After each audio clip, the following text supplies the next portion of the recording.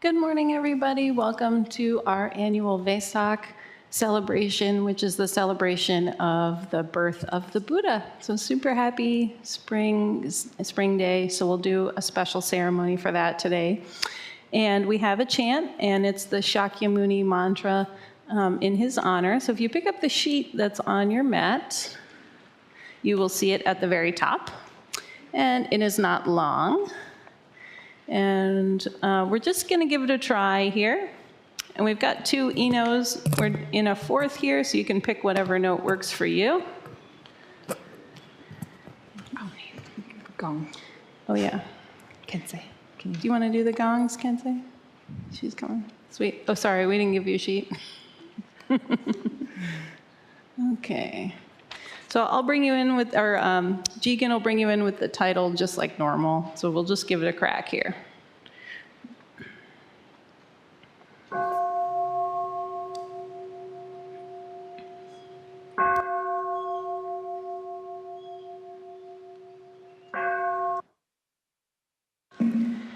Om Shakyamuni mantra.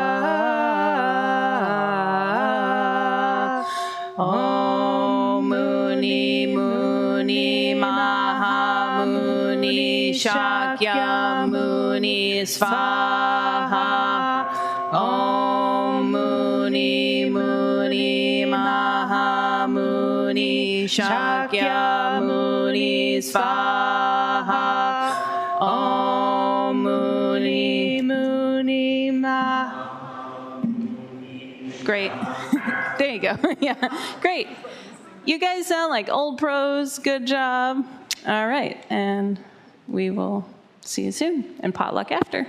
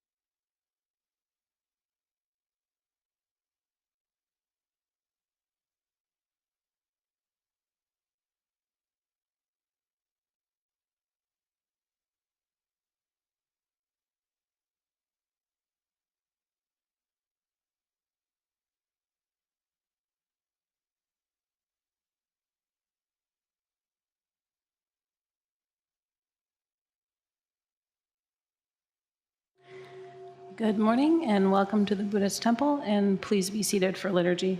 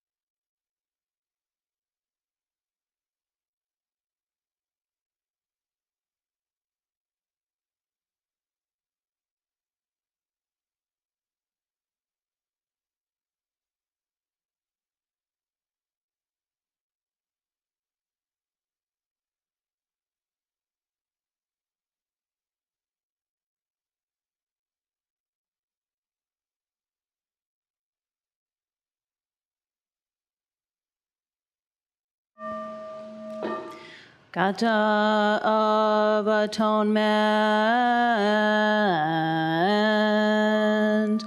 All evil karma ever committed by me since of old on account of my beginningless greed, anger, and ignorance, born of my body, mouth, and thought. Now I atone for it all.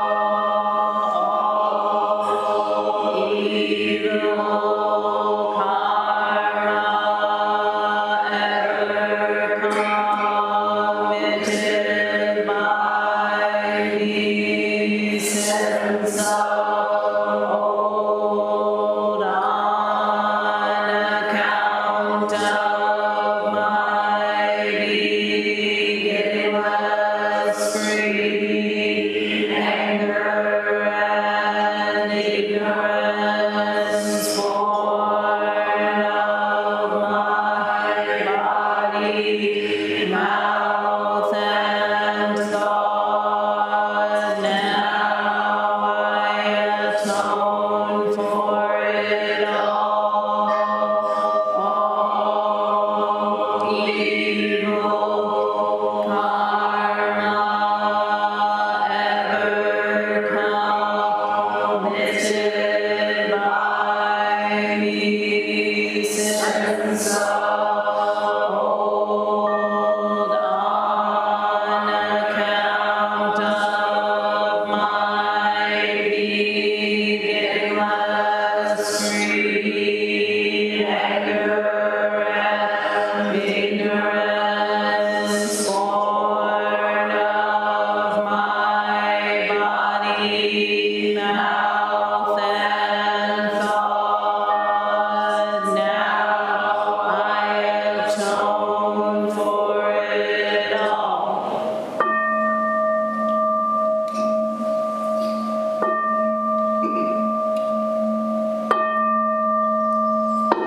Nikaya 3 Refuges. Buddham Saranam Gacchami.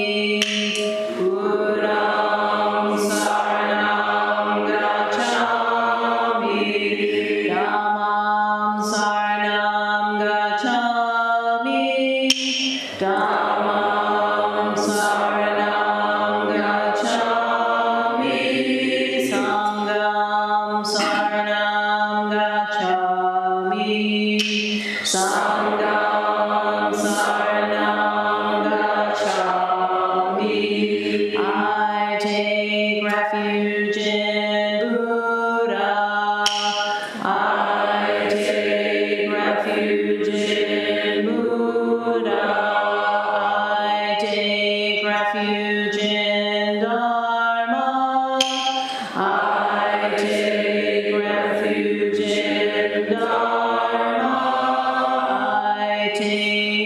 refuge in Sangha.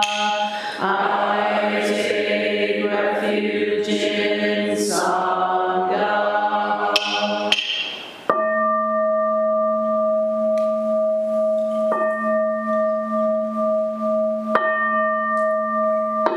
The five remembrances. I am of the nature to grow old. There is no way to escape growing old. I am of the nature to have ill health. There is no way to escape having ill health. I am of the nature to die. There is no way to escape death. All that is dear to me and everyone I love are of the nature of change. There is no way to escape being separated from them. My deeds are my closest companions. I am the beneficiary of my deeds. My deeds are the ground on which I stand.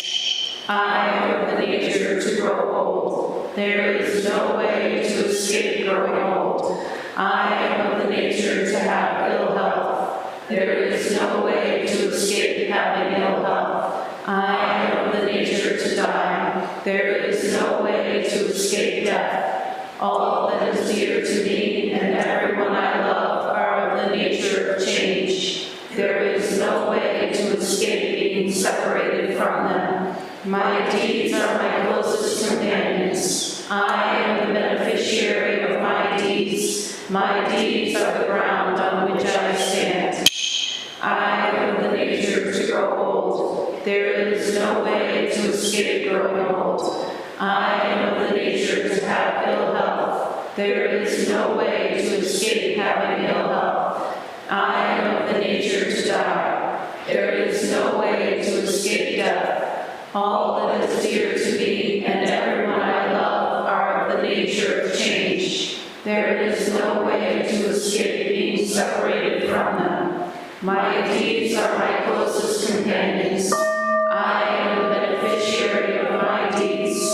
My deeds are the ground on which I stand. This precious human life, rarely encountered, is easily lost. Now that I have life and opportunity, may I practice the Dharma wholeheartedly.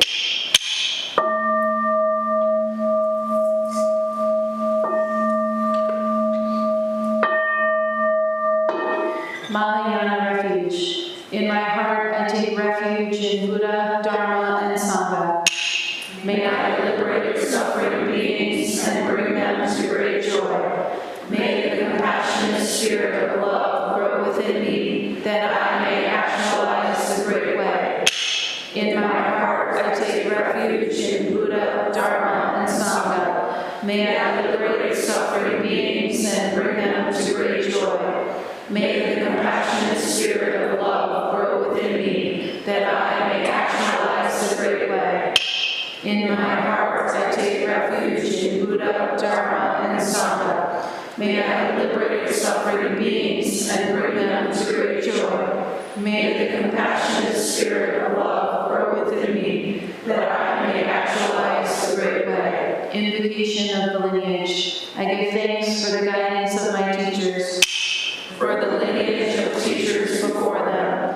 I give thanks and offerings for their devoted practice of generosity, moral discipline, patience, joyful effort, concentration, wisdom, skillful means, unshakable vow, spiritual powers, and awakened awareness for my benefit. May their years of life be lengthened. May their vows be completely realized. And may I cultivate these perfections with their guidance. 7 practices of the Bodhisattva. I bow down in body, speech, and mind. I offer the best I have to give, both real and imagined, to fill the space between us. I regret and purify all transgressions. I rejoice in all virtues. I request you to remain until total enlightenment. I request wise and compassionate guidance. I dedicate my merit for the sake of all beings, generating love and compassion. May all sentient beings be free from clinging and hatred. being close to some and distant from others. How wonderful it would be. May this be accomplished. I will free them from clinging and hatred. Bless me to accomplish this. May all sentient beings enjoy happiness and the causes of happiness. How wonderful it would be. May this be accomplished. I will bring them happiness and the causes of happiness. Bless me to accomplish this. May all sentient beings be free from suffering and the causes of suffering. How wonderful it would be. May this be accomplished. I will free them from suffering and the causes of suffering. Bless me to accomplish this. May all sentient beings have the joy that has never known suffering. May they be free from clinging, hatred, jealousy, miserliness, doubt, pride, wrong view, ignorance, and dualistic thoughts. How wonderful it would be. May this be accomplished. I will bring them to this state. Bless me to accomplish this.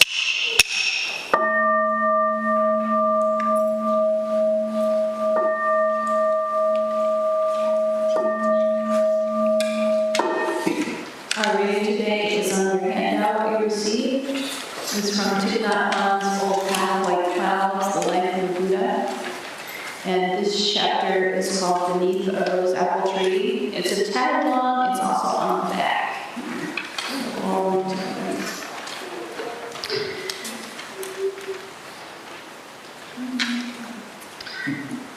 When he was 9 years old, Siddhartha was told about the dream his mother had before giving birth to him.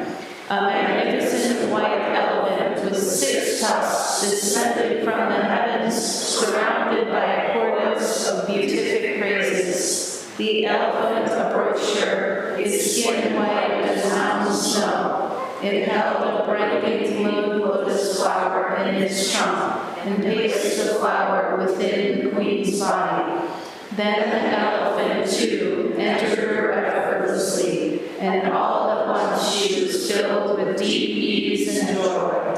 She had the feeling she would never again know any suffering, worry, or pain, and she awoke, uplifted by a sensation of pure bliss. When she got up from her bed, the ethereal music from the dream still echoed in her ears. She told her husband, the king, of the dream, and he too marveled at it. That morning, the king summoned all the holy men in the capital to come and divine the meaning of the queen's dream. After listening intently to the dream's content, they responded, "Your Majesty, the queen will give birth to a son who will be a great leader. He is destined to become either a mighty emperor who rules throughout the 4 directions, or a great teacher who will show the way of truth to all beings in heaven and earth. Our land, Your Majesty, has long awaited the appearance of such a great one." King Shodana beamed. After consulting the queen, he ordered that provisions from the royal storehouses be distributed to the ill and unfortunate throughout the land. Thus the citizens of the kingdom of Shakya shared the king's and queen's joy over the news of their future son. Siddhartha's mother was named Mahayamaya, a queen of great virtue. Her love extended to all beings, people, animals, and plants. It was the custom in those days for a woman to return to her parents' home to give birth there. Mahayamaya was from the country of Palaya, so she set out for Ramagama, the capital of Palaya. Along the way, she stopped to rest in the garden of Lumbini. The forest there was filled with flowers and singing birds. Peacocks fanned their splendid tails in the morning light. Admiring an ashok tree in full bloom, the queen walked toward it, when suddenly, feeling unsteady, she grabbed a branch of the ashok tree to support her. Just a moment later, still holding the branch, Queen Mahamaya gave birth to a radiant son. The prince was bathed in fresh water and wrapped in yellow silk by Mahamaya's attendants. As there was no longer any need to return to Ramagama, the queen and the newborn prince were carried home in their four-horse carriage. When they arrived home, the prince was again bathed in warm water and placed next to his mother. Hearing the news, King Shuddhanama hurried in to see his wife and son. His joy was boundless. His eyes sparkled, and he named the prince Siddhartha, the one who accomplishes his aim. Everyone in the palace rejoiced, and one by one they came to offer their congratulations to the queen. King Shuddhanama wasted no time in summoning the soothsayers to tell him of Siddhartha's future. After examining the baby's features, they all agreed that the boy bore the marks of a great leader and would no doubt rule over a mighty kingdom that spread in all four directions. 1 week later, a holy man named Asita Paladevara paid a visit to the palace. His dad was bent with age, and he needed a cane to descend the mountain where he lived. When the palace guards announced Master Asita's arrival, King Shuddhanama personally came out to greet him. He ushered him in to see the baby prince. The holy man gazed at the prince for a long time without uttering a word. Then he began to weep, his trembling body supported by his cane. Streams of tears fell from his eyes. King Shuddhanama grew alarmed and asked, "What is it? Do you forebode some misfortune for this child?" Master Asita wiped the tears from his hands and shook his head. "Your Majesty, I see no misfortune at all. I weep for myself, for I can clearly see that this child possesses great greatness. He will penetrate all the mysteries of the universe. Your Majesty, your son will not be a politician. He will be a great master of the way. Heaven and earth will be his home, and all beings his relations. I weep because I will pass away before I have a chance to hear his voice proclaim the truths he will realize. Majesty, you and your country possess great merit to have given birth to one wonderful boy." As Shiva turned to leave, the king pleaded for him to stay, but there was no use. The old man began walking back to his mountain. King Shiva sent the king into a frenzy. He did not want his son to become a monk. He wanted him to assume his throne and extend the borders of their kingdom. The king thought, Shiva is only one among hundreds, even thousands of holy men. Perhaps his prophecy is mistaken. Surely the other holy men who said Siddhartha would become the great emperor were correct. Clinging to this hope, the king was comforted. After having attained the sublime joy of giving birth to Siddhartha, Queen Mahamaya died 8 days later, and all the kingdom mourned her. King Shuddhanama summoned her sister Mahapashapati and asked her to become the new queen. Mahapashapati, also known as Gautami, agreed, and she cared for Siddhartha as if he were her own son. As the boy grew older and asked about his real mother, he understood how much Gautami had loved her sister and how she had more than anyone else in the world could love him as much as his own mother. Under Gautami's care, Siddhartha grew strong and healthy.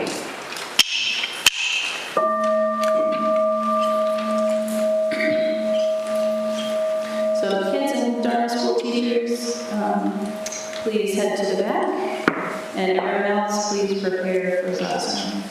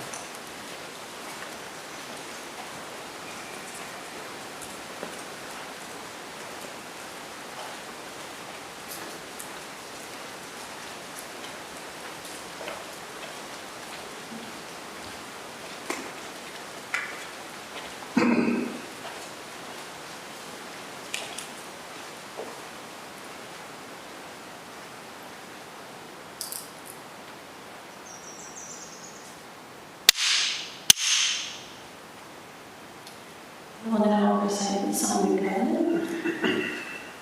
in your book on page 8.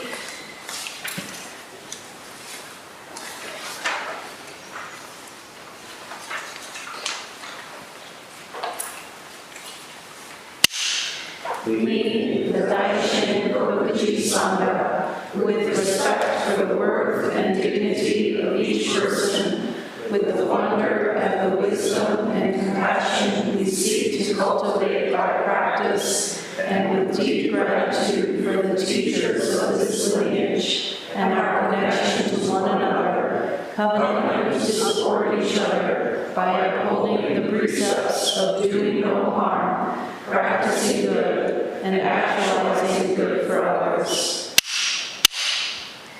Please be seated for today's talk. You can sit facing the teachers, you can sit comfortably.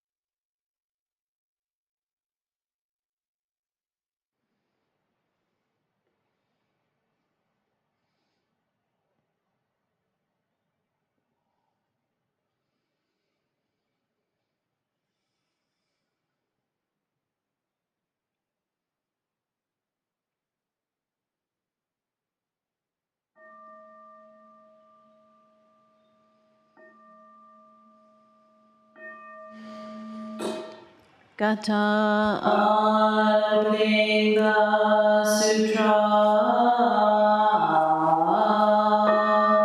The Dharma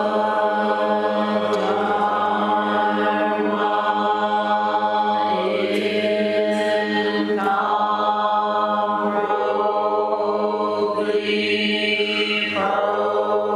profound and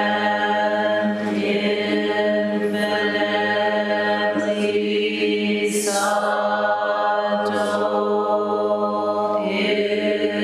is rarely encountered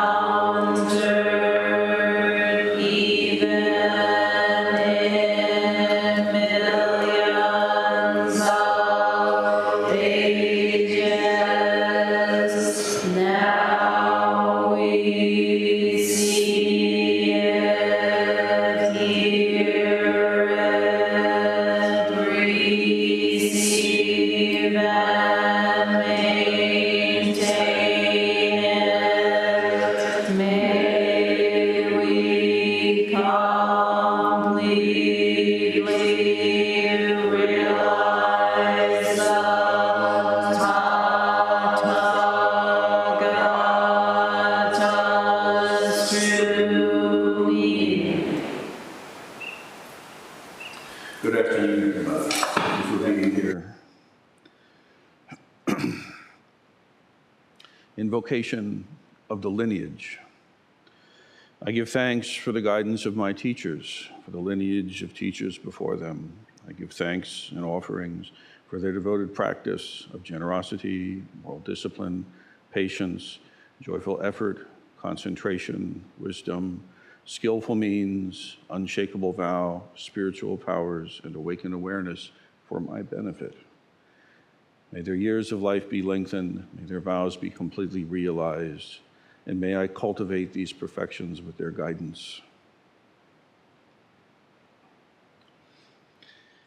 This and the 7 practices of the Bodhisattva which follows it in our normative liturgical practice, our ritual way together, tries to give some kind of language to this amazing thing that has happened, wherein we have access to a stream of wisdom and intelligence whereby we can realize our lives. We can realize the fundamental truth of our true nature and actually live out of that for real. We can realize what it is to be awakened humans. So, in the way that people do, because people are funny, we do funny things along the way. We wear funny robes, we do funny activities, we say funny words at times.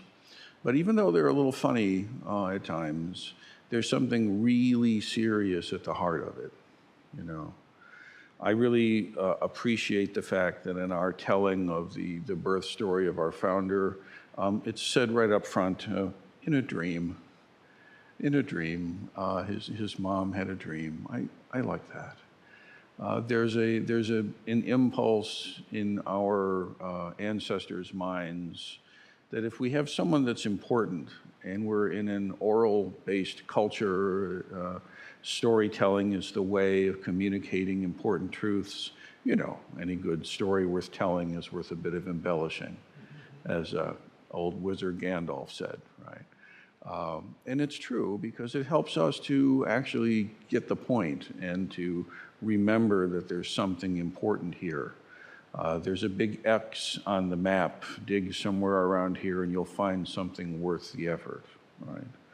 And so through cultures and through societies and time, different circumstances and different language, you'll find that important folks, we kind of backfill important miraculous events around their birth to help impress upon the storyteller and hearer the significance and the importance. Now, in the Buddhist tradition, the Buddha has a very, I would say, unique place in religious expression, in human religious expression. We don't consider the Buddha to be a prophet of a greater deity. Neither do we consider Buddha to be an expression, an avatar of some entity, ultimate or otherwise. Rather, what we have is a fully human being who did the work, right? Who actually realized freedom from samsara. And so when we pay homage to the Buddha, we're not worshiping, we're not supplicating, and please, dear one, we're not distancing. There's no gulf between what we can realize in our lives as awakened folks and what the Buddha did, except one important difference. Each of us, as I mentioned, have the incredibly fortunate karma and causes and conditions to be able to join into the stream of wisdom. And it has ever been so in the history of the lineage. I'm here in this way before you because of the generosity and patience of my transmitting teacher, Myoen Roshi. And Myoen Roshi, in the same way, because of the patience and efforts of his transmitting teachers, G.U. Kennett and John Tarrant Roshi, and through on the lineage. And this is true all the way through for some 2,600 years, factually for most of it, and mythically for a lot of it, but really all the way back in some way to the founding teacher. But the founding teacher, he was on his own. He didn't have the teachings and the lineage that he could go and connect to. I mean, to be sure, there was and there are still many great spiritual masters in what many consider to be the mother country of spiritual practice of India. I mean, clearly this is a rich and deep culture with many streams of wisdom. However, it needs to be said in our tradition that the Buddha, upon realizing suffering, as we mentioned in the remembrances, sought guidance and did find guidance. However, found the guidance that was there to be insufficient to fully address something else that was possible. Not merely cultivating bliss states and escaping to them, not cultivating empty blank states and escaping to it, but rather how to live a full human life very much in the world. And so the birth of the Buddha is recognized because he's the one who actually discovered the Dharma. He didn't create it. He didn't think it up. He uncovered it in the way that science uncovered gravity. Gravity was there before we had a thought about it or words for it, but it was there. And this is the way the Dharma is said to be. But it's interesting.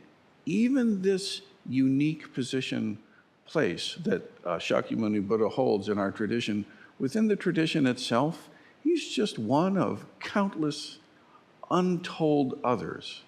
There are more world systems than there are grains of sand on all the beaches on the earth.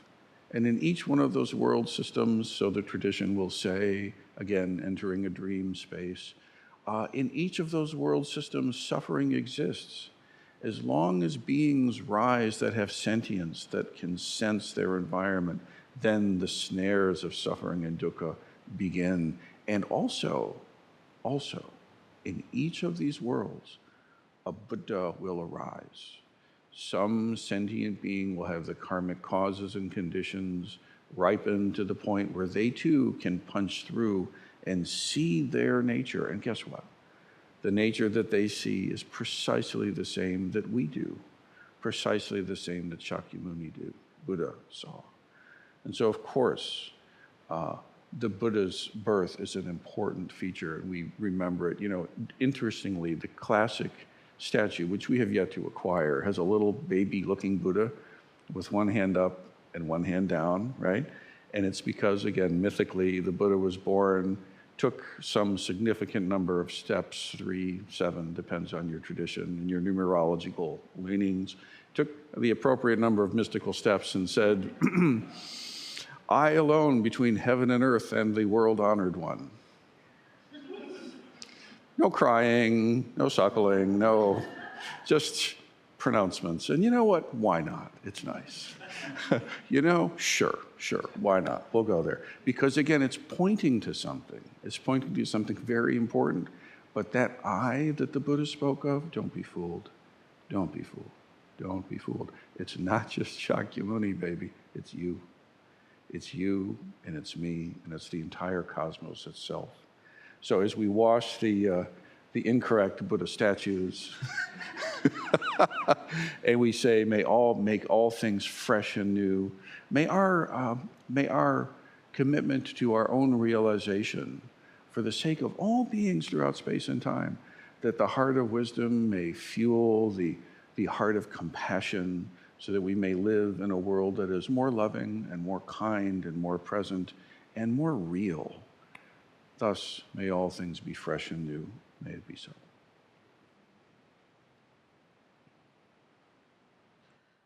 That was beautiful, honey. Not too much more to add to that other than there's a koan that we work on, and it's, everyone has a place of birth in karma. What is your place of birth? And we read this morning Shakyamuni's place of birth story. And he had some issues, right? It wasn't just like the one who achieves his aim just perfectly from the minute he was born to the time he was Buddha. It just was like a straight shot, right? No problems. No, it wasn't like that at all. He was in a very human body with a very human mind and heart, with lots of humans around him, right? Some being super supportive of his aim, others, like his father, saying, hey, you're going to be a king. You're not going to be some monk under a tree somewhere. Cut that out. So just to appreciate that all of the difficulty and all of the support that the Buddha had is really not that much different than all of the difficulty and all of the support that we have in our lives. It's just that that North Star that was born with him in his belly and that arose on that night that he was enlightened, he actually just trusted his heart and his deepest heart's desire, and was able to take the nurturance of the support and use that for his awakening. And likewise, he was able to take the little bit of the pushback and use that as energy and fuel for his awakening. And never, ever losing sight of his true heart's desire. And of course, the minute you step foot in this temple, we all are nurturing and supporting each other's awakening. And also encouraging us to use the energy of pushback as fuel for our awakening. Because guess what? That pushback isn't just coming from your father out there, right?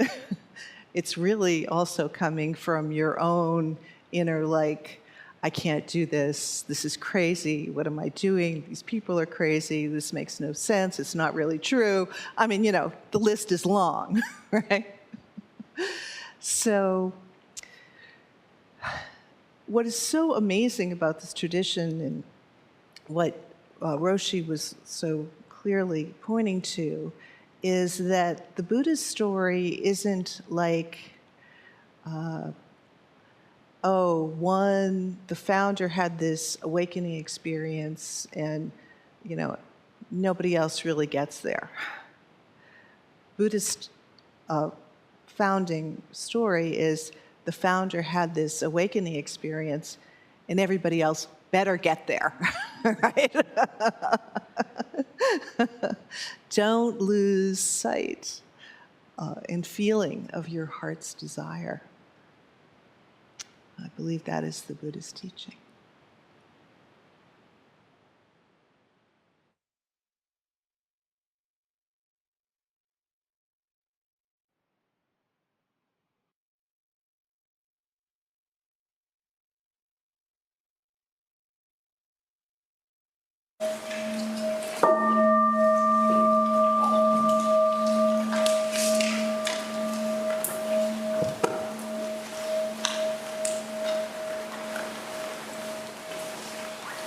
I believe some explanation. Please stand for the ceremony. And your row will be guided by an usher to join the line and just follow the person in front of you.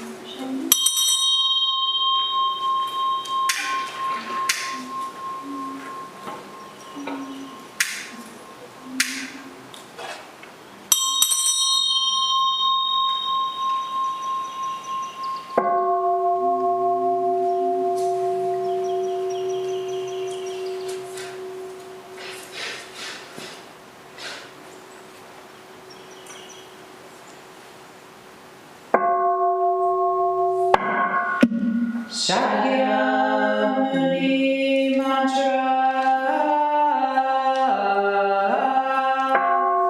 Om Muni Muni Mahamuni Shakyamuni Svaha. Om Muni Muni Mahamuni Shakyamuni Svaha. Om Muni Muni Shakyamuni Shakyamuni Svaha. Om Muni Muni Mahamuni Shakyamuni Svaha.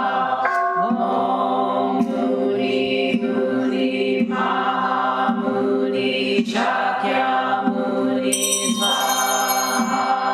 Om Muni Muni Mahamuni Shakyamuni Svaha.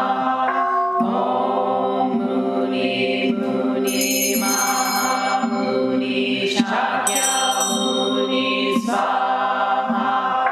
Om Muni Muni Mahamuni Shakyamuni Svaha.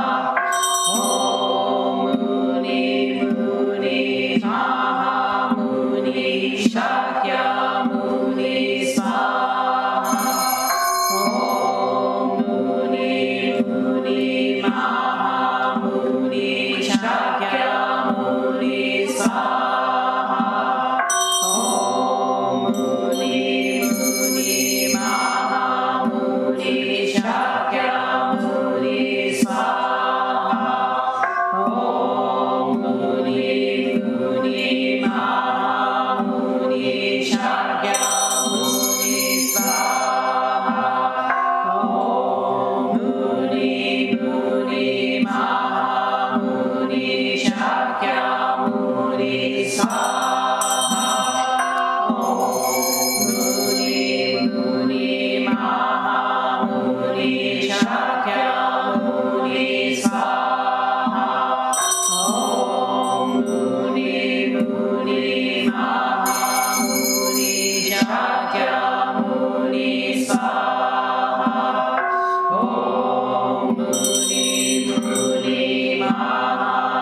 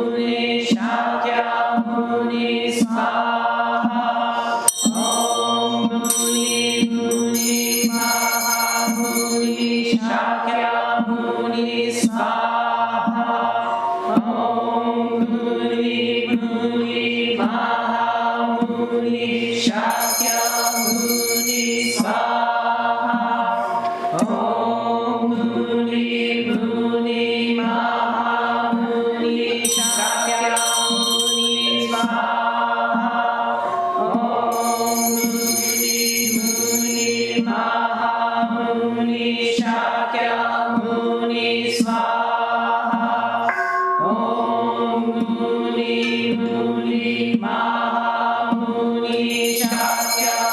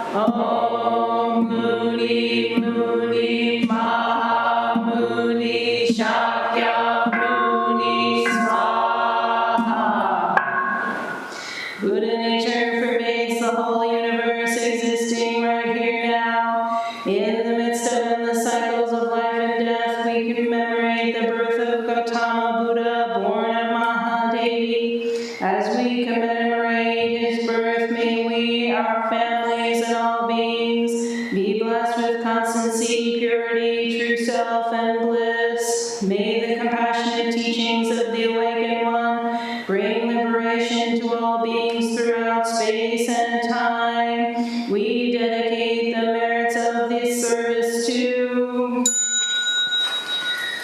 especially Les, Greg, Laverne, may they have peace and healing. Katie, Eddie, Sally Collins, Frank at the time of their death, as well as those whose names we hold in the silence of our hearts and those whose names we now voice aloud.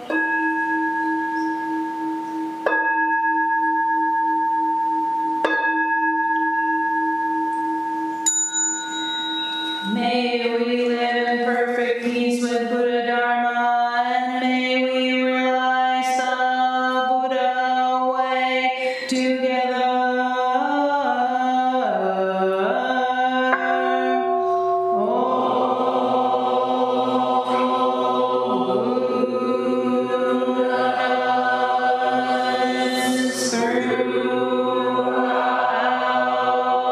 Throughout space and time, all honored ones, Bodhisattvas,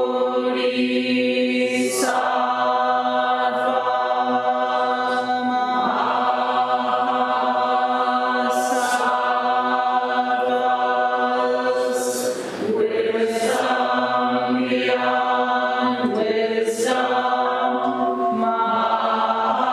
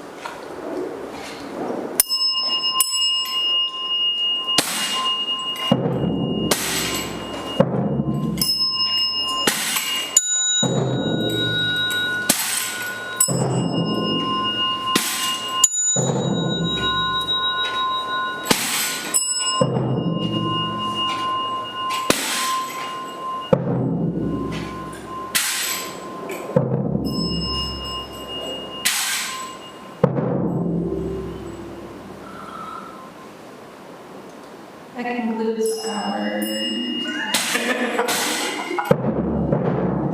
service.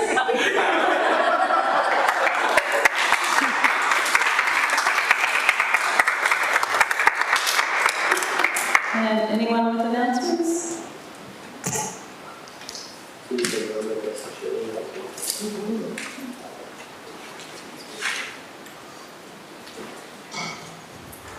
Thank you so much for being here today, everyone.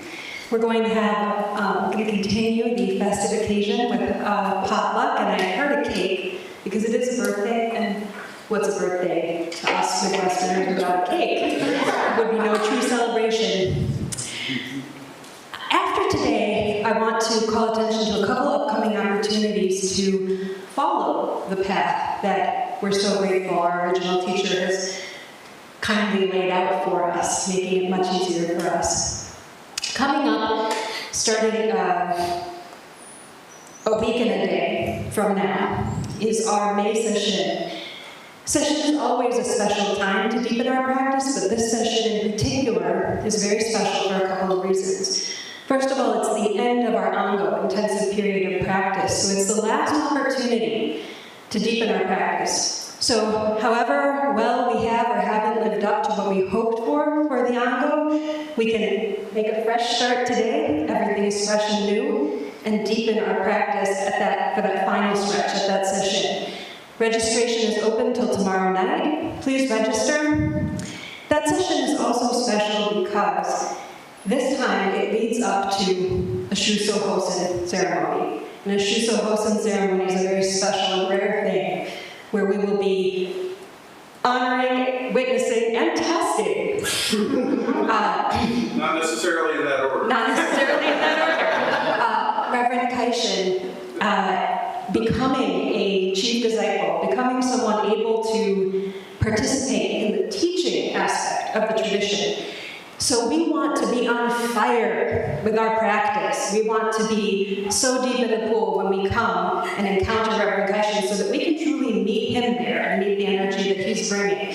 So if you have the opportunity to come for the Mesa Shin, all of it, it's 5-6 days long, or just a part of it, especially the weekend part would be a great way to come into that. Please do, take it up, take that opportunity. If you're not a session goer, you're not ready for session, Wednesday night service during that retreat will be open, as it always is, to the entire community. So if you want to come just 7:30 Wednesday as usual, but dive into that session energy, that's a good start too. So as much as you can, join in, help make that magic happen.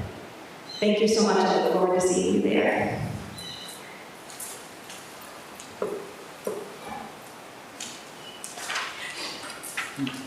Hey everybody, I'm Sweet June, and we are starting a gardening group here at the temple. We need anybody and everybody to join. It doesn't matter if you kill your houseplants or you're a master gardener,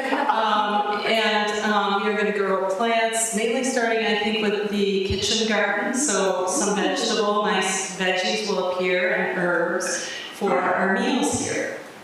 So I will sign people up. We can start communicating and we'll get some plans and ideas going. I also think we have a big work day coming up, but is somebody else going to talk about that or next Saturday? Check your email. Check your email. Our first activity with the gardening group will be to just weed some weeds and clear some beds that already exist over at the Abbey that we're going to plant with basil to make pesto. So hopefully we'll have like lots of good stuff coming from us. And I'd love to talk to you about it afterwards. Just like come over here, give me your contact information before you eat. Thanks. Okay, please restore the Zinda.